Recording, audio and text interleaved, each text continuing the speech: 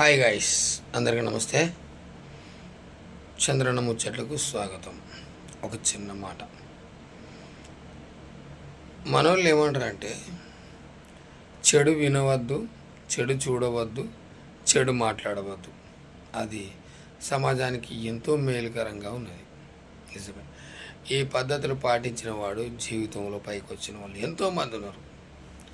కానీ కొంతమంది ఎలా మారుతున్నారంటే చెడు చూడాలి, చెడు వినాలి, చెడు నోరుతోటి ఇది చేయాలి.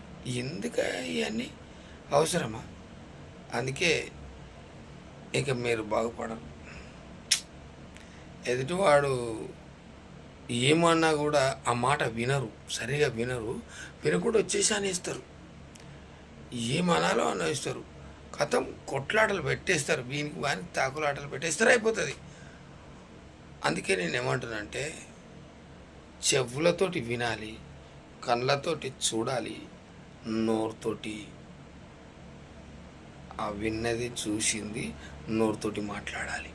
అంతేకాని ఈయనకి వానికి గొడవలు పెట్టి చేస్తే మాత్రం బాగుండదు. ఓకే, థ్యాంక్ యూ మిత్రమా.